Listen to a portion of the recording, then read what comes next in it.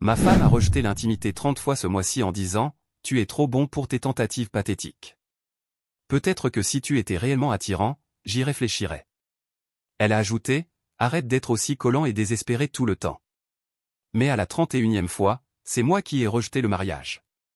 Salut à tous, avant de commencer la vidéo d'aujourd'hui, j'ai besoin de votre aide. Nous avons remarqué que la chaîne perd un peu de vitesse et s'abonner est l'un des meilleurs moyens de nous soutenir. C'est rapide, gratuit et cela nous aide à continuer à vous proposer du contenu génial. Votre soutien signifie énormément pour nous, alors faisons grandir cette chaîne ensemble. Merci infiniment. Maintenant, lançons la vidéo. Compte jetable, car cela implique des personnes réelles et je ne veux pas que cela me soit relié. Cela va être extrêmement long mais je vous promets que la fin vaut chaque mot lu. Résumé en bas pour ceux qui veulent juste un condensé, mais honnêtement, vous allez vouloir tout lire. Quelques éléments de contexte à mon sujet, j'ai 34 ans, je travaille dans la vente commerciale pour une grande entreprise d'équipements industriels ici à Dallas. Je suis parti absolument de rien, j'ai grandi dans un mobil-home avec une mère célibataire qui travaillait 3 emplois juste pour mettre de la nourriture sur la table. Je n'ai jamais connu mon père, je portais des vêtements d'occasion à l'école et on se moquait de moi en permanence parce que j'étais pauvre. Ce passé est important car il explique pourquoi j'ai travaillé aussi dur pour bâtir la vie que j'ai aujourd'hui et pourquoi ce qui m'est arrivé m'a autant blessé. Grandir dans la pauvreté t'enseigne des choses que les gens issus de la classe moyenne ne comprendront jamais. Cela t'apprend que l'argent ne tombe pas du ciel, quelqu'un doit le gagner. Cela t'apprend à apprécier ce que tu as, car tu te souviens avoir eu rien. Et surtout, cela t'enseigne que la sécurité financière n'est jamais garantie, donc tu ferais mieux de bosser dur pour y arriver. Je me suis payé l'université en travaillant de nuit dans un entrepôt, j'ai obtenu un diplôme en commerce avec $40 000 de prêts étudiants. J'ai commencé dans la vente avec un salaire de base de $35 000 plus commission. Je vivais dans un studio, je conduisais une Honda Civic délabrée, je mangeais des sandwichs au beurre de cacahuètes tous les jours à midi. Mais j'étais déterminé à ne plus jamais être pauvre. Le truc avec la vente, c'est que si tu es bon et que tu es prêt à travailler plus dur que tout le monde, tu peux gagner beaucoup d'argent. J'étais les deux. Je passais mes soirées à étudier nos produits, à apprendre tout sur nos concurrents, à tisser des relations avec les clients. Pendant que les gars de mon âge faisaient la fête, moi je bossais. Après 5 ans, je gagnais $85 000. Au bout de 7 ans, j'ai franchi la barre des 6 chiffres à 29 ans. J'ai été promu directeur de compte senior, responsable de nos plus gros clients industriels. C'est là que j'ai commencé à toucher $130 000, puis 150 000 et maintenant 165 000 de salaire de base, auxquels s'ajoutent des primes qui peuvent rapporter entre 25 et 30 000 supplémentaires. J'ai acheté ma première maison à 28 ans, rien de luxueux, juste un ranch de 3 chambres dans un quartier correct pour 185 000 $. Je l'ai rénové moi-même les week-ends, j'ai appris l'électricité, la plomberie, le carrelage, j'en ai fait quelque chose de vraiment sympa et je l'ai revendu 2 ans plus tard pour 240 000 $. C'est à ce moment-là que j'ai rencontré Sarah. J'avais 31 ans, elle en avait 26. Je l'ai rencontrée à un barbecue d'entreprise, elle était la sœur de la copine d'un collègue. Absolument magnifique, de longs cheveux blonds, un sourire parfait, le genre de femme qui fait tourner les têtes en entrant dans une pièce. Elle travaillait à mi-temps dans une boutique de vêtements, vivait avec 2 colocataires dans un appartement exigu.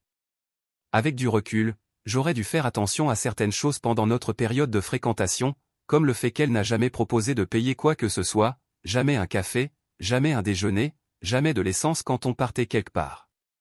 Elle avait cette manie d'oublier son portefeuille ou de devoir soudainement aller aux toilettes quand l'addition arrivait. Cela ne me dérangeait pas au début car je gagnais bien ma vie et qu'elle peinait avec un salaire de vendeuse. Je pensais que j'étais un gentleman. Ce que je ne comprenais pas, c'est qu'elle me testait, elle voulait voir combien je pouvais dépenser, jusqu'où j'étais prêt à aller pour la combler. Elle avait aussi l'habitude de parler tout le temps des choses chères que ses amis avaient. Le petit ami de Jessica lui a offert un collier incroyable pour leur anniversaire. Claire sort avec un médecin qui l'emmène dans les meilleurs restaurants. Le copain de Madison lui a fait la surprise d'un week-end à Napa Valley. Toujours dit avec une petite pointe de déception que je ne faisais pas les mêmes choses. Mais elle était gentille et affectueuse, et semblait vraiment tenir à moi. Elle m'écoutait parler de mon travail, me demandait comment s'était passée ma journée, me faisait sentir que j'étais important pour quelqu'un. Après des années à ne me concentrer que sur ma carrière, avoir quelqu'un de beau et attentionné dans ma vie, c'était incroyable. Nous sommes sortis ensemble pendant 2 ans. Durant cette période, ma carrière a vraiment décollé. J'ai décroché 3 comptes majeurs qui ont fait grimper mes revenus de manière significative. J'ai acheté un nouveau camion, un Ford F-150 que je voulais depuis gamin, quand j'étais pauvre. J'ai commencé à chercher une maison plus grande. C'est alors que Sarah a commencé à faire allusion au mariage. Rien de direct au début, juste des remarques sur combien ce serait bien d'avoir une vraie maison ensemble, sur le fait qu'elle en avait assez de vivre comme une étudiante avec des colocataires, que son horloge biologique tournait et qu'elle voulait fonder une famille. J'étais prêt, je l'aimais, j'étais financièrement stable et je voulais construire une vie avec quelqu'un. Alors je lui ai fait ma demande. La bague de fiançailles coûtait 8500 $, c'est elle qui l'a choisie. Elle a passé 3 heures dans la bijouterie à examiner différentes options avant de se décider pour un solitaire d'un quart à 2, pas trop tape à accent grave l'œil mais qui montrait que son homme avait du goût. Je l'ai mise sur ma carte de crédit et je l'ai remboursée sur 6 mois. L'organisation du mariage a été mon premier vrai aperçu de qui Sarah était réellement, sous son apparence douce et aimante. Elle voulait que tout soit parfait. Le lieu qu'elle a choisi coûtait 12 000 $ juste pour la salle de réception. Les fleurs coûtaient 3 200 $, sa robe 2 800 $, le photographe 4 500 $. Chaque prestataire était l'option la plus chère parce que, selon elle, c'était notre journée spéciale et qu'on ne se mariait qu'une seule fois. Quand je suggérais qu'on pourrait peut-être trouver des alternatives moins coûteuses, elle se fâchait et me demandait si je ne pensais pas qu'elle en valait la peine, si je ne voulais pas que notre mariage soit beau, si j'allais être radin pour le jour le plus important de notre vie. Coût total, 28 000 $. J'ai payé chaque centime. Mais je pensais que cela en valait la peine parce que j'épousais la femme que j'aimais et que nous allions construire une vie formidable ensemble. Ce que je ne savais pas, c'est que le mariage n'était que le début de sa frénésie de dépenses. Sarah a quitté son travail exactement 2 semaines après notre mariage, sans m'en parler au préalable. Elle est juste rentrée un jour en m'annonçant qu'elle avait donné sa démission. Je veux me concentrer sur le fait de faire de notre maison un vrai foyer, m'a-t-elle dit. Peut-être créer un blog sur la décoration intérieure ou la cuisine, construire quelque chose de significatif au lieu de simplement travailler dans la vente pour quelqu'un d'autre. Cela paraissait raisonnable, elle se plaignait de son travail depuis des mois en disant que son manager était horrible et que le salaire était misérable. Je gagnais suffisamment pour nous deux, et l'idée de rentrer chez moi auprès d'une femme qui pouvait se consacrer aux choses domestiques me paraissait attirante. La maison que nous avons achetée coûtait 420 000 $, c'était clairement au-dessus de mes moyens mais Sarah insistait pour que nous ayons quelque chose d'adapté pour recevoir du monde et situé dans un bon quartier où élever des enfants. 3 chambres, 2 salles de bain et demi, une jolie cuisine, un jardin correct. Le paiement mensuel était de 2100 $, assurance et taxes comprises. Le blog a duré exactement 3 semaines. Elle a créé un site WordPress, écrit 4 articles sur comment créer l'espace de vie de ses rêves avec n'importe quel budget, ce qui était ironique étant donné que notre budget semblait illimité, puis elle a tout arrêté. Quand je lui ai demandé pourquoi, elle m'a dit qu'elle devait trouver sa voix authentique et qu'elle n'était pas encore prête à se dévoiler.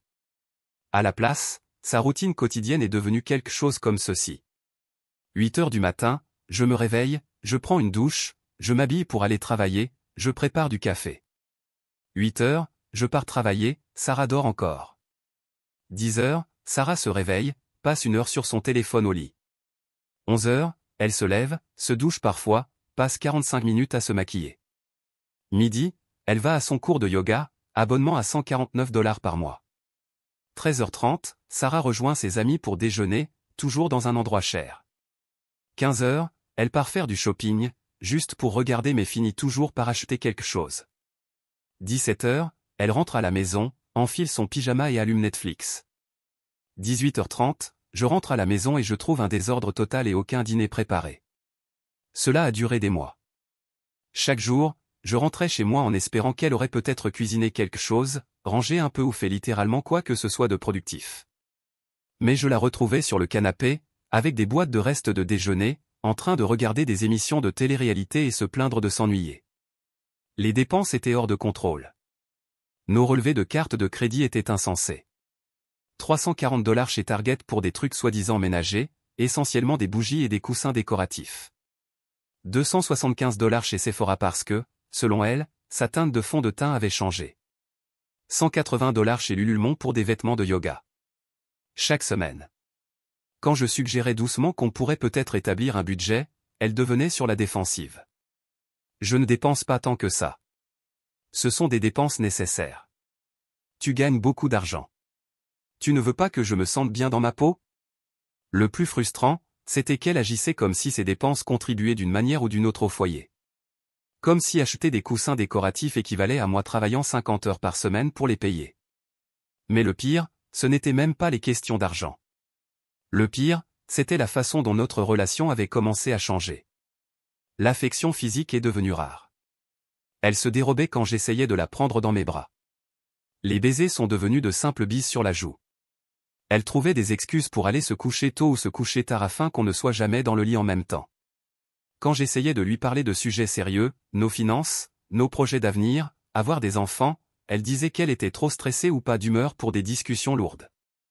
Mais elle n'était jamais trop stressée pour passer 2 heures au téléphone avec sa sœur à se plaindre de son manque d'épanouissement, jamais trop fatiguée pour sortir avec ses amis, jamais trop occupée pour faire défiler les réseaux sociaux pendant des heures. J'ai commencé à me sentir comme un étranger dans ma propre maison, comme si je n'étais que le gars qui payait pour tout. Pendant qu'elle vivait sa meilleure vie, les problèmes d'intimité ont commencé à devenir vraiment graves autour de notre premier anniversaire. C'est à ce moment-là que les refus ont commencé. Je ne vais pas mentir, l'absence totale d'intimité physique me tuait. Pas seulement le sexe, même si cela en faisait partie. Je parle d'affection basique, se tenir la main, se blottir l'un contre l'autre sur le canapé, des baisers qui durent plus de 2 secondes, tout cela avait simplement disparu. Au début, je pensais que c'était temporaire, une période d'adaptation au mariage, du stress lié au changement de vie, peu importe. Mais les semaines sont devenues des mois et chaque tentative de ma part pour me reconnecter physiquement se soldait par un refus. Les excuses étaient créatives, je dois lui reconnaître cela. Je suis fatigué à cause du cours de yoga. Je viens de me doucher et je ne veux pas transpirer. Je crois que je couve un rhume. J'ai mal à la tête à force de faire du shopping aujourd'hui.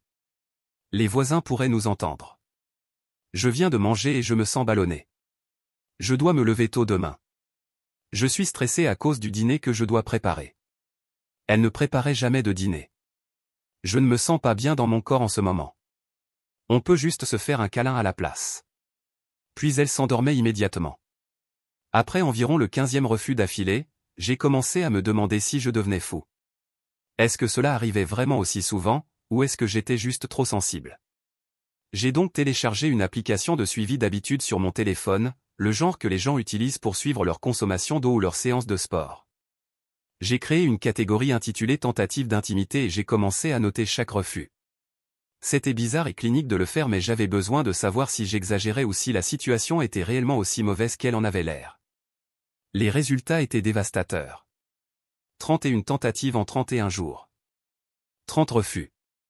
Mais suivre les refus m'a permis de remarquer d'autres schémas aussi, comme le fait qu'elle rejetait toute affection physique de ma part mais passait ensuite des heures à envoyer des messages à ses amis pour leur donner des conseils sur leur relation, ou qu'elle disait être trop fatiguée pour l'intimité mais restait debout jusqu'à 2 heures du matin à regarder Netflix. J'ai aussi commencé à observer comment elle me traitait en public, lors de dîners avec des amis. Elle se moquait ouvertement de moi. J'essaie toujours de me faire cuisiner le dîner, mais je lui dis que c'est à ça que sert la vente à emporter. Grand éclat de rire général. Jake pense que je devrais trouver un travail, mais pourquoi ferais-je cela alors qu'il gagne autant d'argent? Un autre rire. Elle parlait de moi comme si j'étais un mari autoritaire et vieux jeu, simplement parce que j'attendais un minimum de collaboration dans notre mariage. Et je restais là, comme un idiot, parce que qu'est-ce que j'étais censé faire, me défendre et passer pour le type déraisonnable.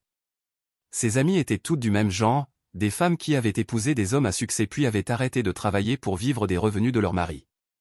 Elles passaient leur temps à comparer les salaires de leur mari, à se plaindre de combien leurs hommes étaient exigeants parce qu'ils attendaient des repas faits maison ou de l'affection physique.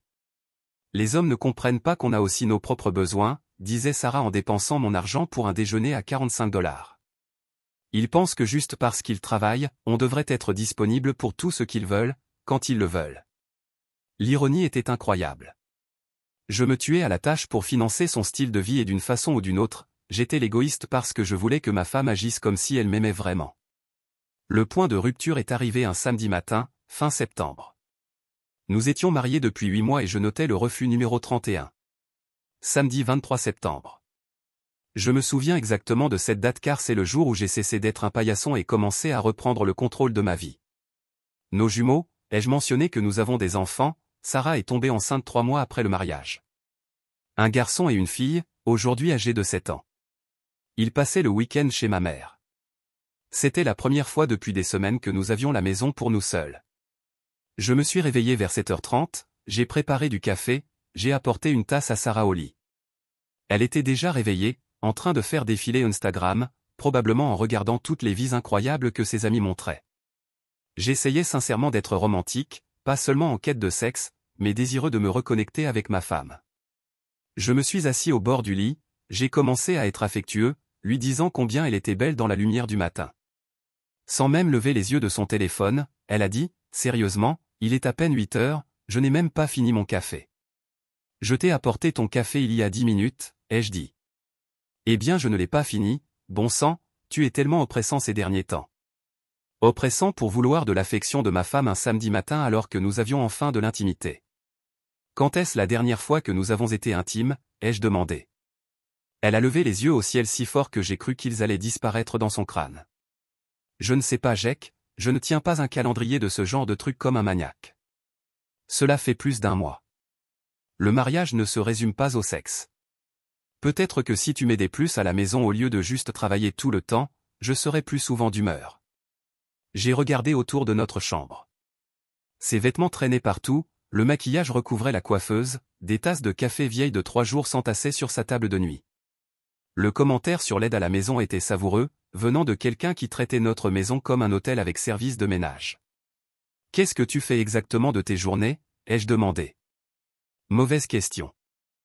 Elle se redressa brusquement, alerte et furieuse. « Pardon ? Je gère cette maison, je m'occupe des enfants, je maintiens notre vie sociale. Ce n'est pas parce que je ne rapporte pas de salaire que je ne contribue pas. Les enfants sont à l'école pendant 8 heures par jour, la maison est toujours en désordre, nous n'avons pas reçu qui que ce soit depuis des mois. Que gères-tu exactement ? Je ne vais pas être interrogé dans ma propre chambre par quelqu'un qui n'apprécie clairement pas ce que je fais pour cette famille. Ma chambre, dans la maison que j'ai payée avec l'argent que j'ai gagné. C'est à ce moment-là qu'un déclic s'est produit dans mon esprit. Tu as raison, ai-je dit en me levant. Je n'apprécie clairement pas ce que tu fais. Peut-être devrions-nous avoir une vraie conversation sur ce que chacun de nous apporte réellement à ce mariage. Elle a eu cette expression arrogante qu'elle adoptait toujours quand elle pensait avoir gagné une dispute. Enfin, oui, parlons-en. Elle n'avait absolument aucune idée de ce qui allait arriver. Je suis descendu chercher mon ordinateur portable, j'ai ouvert nos relevés bancaires, les factures de carte de crédit et oui, l'application de suivi, puis je suis revenu et me suis assis sur la chaise en face du lit. D'accord, ai-je dit en ouvrant mon ordinateur. Commençons par les contributions financières. Son expression suffisante a commencé à s'effacer. Cette année, j'ai gagné 192 000 $, primes incluses. Ta contribution financière à notre foyer a été de 0 $ et 0 centimes. L'argent ne fait pas tout. Je n'ai pas terminé. Cette année, tes dépenses personnelles ont totalisé 52 000 $. C'est plus que le revenu médian des ménages en Amérique. C'est plus que ce que je gagnais à mon premier emploi après l'université. Elle devenait mal à l'aise maintenant, remuant dans le lit. Parlons de la gestion du foyer. Je fais les courses tous les dimanches matins. Je gère toutes les factures, les assurances, les impôts et l'entretien de la maison. Je fais la lessive chaque week-end, sinon nous n'aurions pas de vêtements propres. Je nettoie les salles de bain parce que tu trouves que récurer les toilettes, c'est dégoûtant. Je m'occupe des enfants. Les enfants sont à l'école jusqu'à 15h30. Tu vas les chercher, tu les ramènes à la maison et tu leur mets des dessins animés pendant que tu fais défiler ton téléphone. J'aide aux devoirs quand je rentre à 18h30. Je prépare leur déjeuner pour le lendemain. Je gère les rendez-vous médicaux, les réunions parents-professeurs et les fêtes d'anniversaire parce que tu es toujours trop occupé ou pas en forme. Son visage était devenu pâle. Parlons maintenant de notre vie sociale, que tu prétends entretenir. Je viens de vérifier notre calendrier. Chaque réservation de dîner, chaque sortie familiale, chaque soirée en amoureux a été planifiée et payée par moi. La dernière chose que tu as planifiée était le dîner d'anniversaire de ta sœur, que j'ai aussi payé. J'ai ouvert l'application de suivi et j'ai tourné l'écran vers elle. Et maintenant, parlons d'intimité. 31 jours, 30 refus. Pas seulement pour le sexe, pour toute affection physique que tu as rejetée, à chaque fois que j'ai essayé de me connecter à toi en tant que mari. Sa bouche était grande ouverte. Alors aide-moi à comprendre, Sarah. Tu ne contribues pas financièrement, tu fais un ménage minimal, tu offres 0 affection physique. Tu dépenses plus de 4 000 $ par mois pour tes dépenses personnelles. Tu te moques de moi en public et tu me traites comme une gêne en privé. Que apportes-tu exactement à ce mariage, à part du mépris pour l'homme qui finance l'intégralité de ton style de vie? C'est là que la vraie Sarah s'est enfin révélée. La transformation a été immédiate et choquante. Fini les faux-semblants de femme aimante ayant une mauvaise journée. Ce qui a émergé était quelqu'un que je reconnaissais à peine. Tu sais quoi, va te faire voir, Jack. Tu te prends pour quelqu'un de parfait, mais tu n'es qu'un vendeur ennuyeux qui pense que l'argent lui donne droit au sexe quand il en a envie. Voilà. 3 ans de mariage et elle me considérait comme rien d'autre qu'un vendeur ennuyeux. Voilà ce que je récolte pour avoir épousé quelqu'un d'aussi banal. Le mari de Jessica possède 3 restaurants. Claire a épousé un chirurgien. Le copain de Madison est dans l'immobilier et vient de lui acheter une BMW. Qu'est-ce que je suis censé dire aux gens quand ils me demandent ce que fait mon mari? Oh, il vend de l'équipement industriel et il s'attend à ce que je sois reconnaissante? J'ai commencé à rire. Pas parce que c'était drôle, mais parce que c'était tellement absurde. Banal? Je gagne plus que 90% des gens dans ce pays. Je t'ai acheté une maison, une voiture et tout ce que tu possèdes. Je t'ai offert un mode de vie dont la plupart ne peuvent que rêver. Mais je suis banal parce que je ne suis pas chirurgien? Ce n'est pas une question d'argent. C'est totalement une question d'argent. Tu m'as épousé parce que je pouvais financer ton train de vie. Mais maintenant que ce style de vie ne suffit plus à impressionner tes amis, tu me prives d'affection comme d'une punition. Elle devenait désespérée maintenant, réalisant qu'elle en avait trop dit. Ce n'est pas, je ne. Écoute, tous les mariages traversent des périodes difficiles. On peut travailler là-dessus. Travailler sur quoi? Ton absence totale de respect pour moi? Ta rancœur envers la vie que je t'ai offerte? Ta conviction que je devrais me sentir chanceux d'entretenir une femme adulte qui ne contribue à rien? J'ai refermé l'ordinateur portable et je me suis levé. J'en ai fini de travailler là-dessus. J'en ai fini d'être traité comme un portefeuille sur pattes. J'en ai fini de vivre avec quelqu'un qui me considère comme inférieur. Je vais demander le divorce. Le regard de panique absolue qui a traversé son visage valait presque 3 ans de misère. Tu ne peux pas être sérieux, murmura-t-elle. Je n'ai jamais été aussi sérieux de toute ma vie. Ce qui s'est passé ensuite fut une véritable leçon de manipulation. Elle a enchaîné toutes les stratégies du manuel. D'abord, les larmes, de vraies larmes, coulant sur son visage.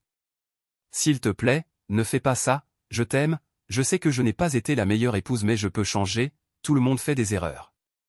Après 3 ans à me tenir pour acquis, après m'avoir traité comme un moins que rien devant nos amis, après 30 refus d'affection d'affilée, après m'avoir dit que j'étais trop banal pour elle? Ensuite est venu le marchandage. Et si je trouvais un travail? Et si je commençais à contribuer financièrement?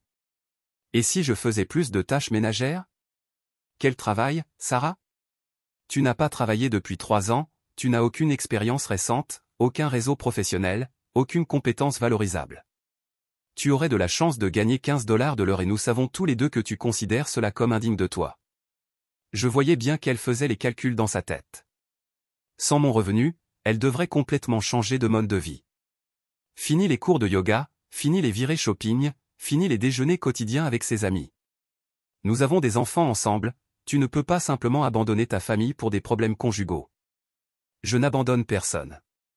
Je quitte une femme qui me traite avec mépris. Les enfants seront bien mieux en voyant leur père avec quelqu'un qui le respecte réellement, plutôt que de regarder leur mère le détruire tous les jours. C'est laquelle a tenté de me menacer. Si tu divorces, je te prendrai tout. La maison, la moitié de ton salaire, la pension alimentaire. Tu finiras ruiné et seul. J'ai souri pour la première fois depuis des mois. En réalité, je parle avec un avocat depuis 6 semaines. Le Texas est un état de communauté de biens, mais il autorise aussi une répartition inégale quand l'un des conjoints a abandonné ses devoirs conjugaux. J'ai 3 ans de preuves documentées d'irresponsabilité financière, de négligence émotionnelle et d'absence de contribution au foyer. Son visage est devenu complètement blanc. Plus important encore, j'ai placé de l'argent dans un compte séparé depuis des mois, un revenu provenant de missions de conseil dont tu n'as jamais entendu parler parce que tu n'as jamais pris la peine de t'intéresser à ma vie. J'ai travaillé le soir et les week-ends sur des projets en freelance pendant que tu regardais Netflix. Du conseil en vente indépendant.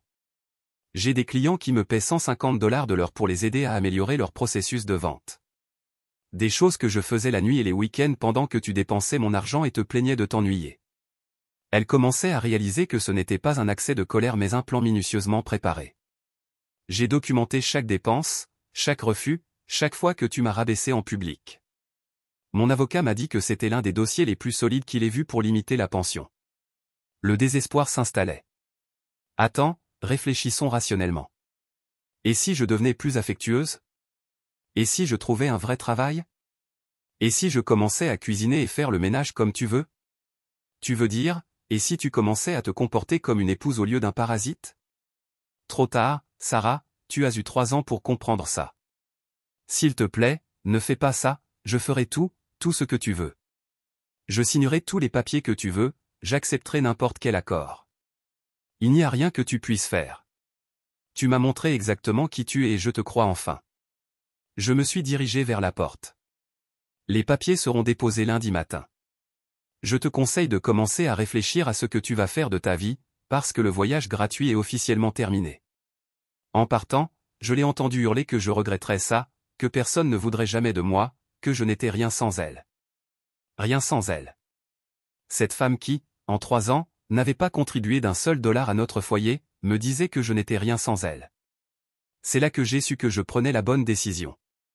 Les mois suivants ont ressemblé à un documentaire animalier sur un prédateur qui perd sa source de nourriture. Toute l'existence de Sarah reposait sur mon revenu et sans lui, tout s'est effondré immédiatement. D'abord, elle a tenté d'engager un avocat spécialisé dans les divorces conflictuels, quelqu'un qui lui promettait de me faire payer pour avoir abandonné ma famille.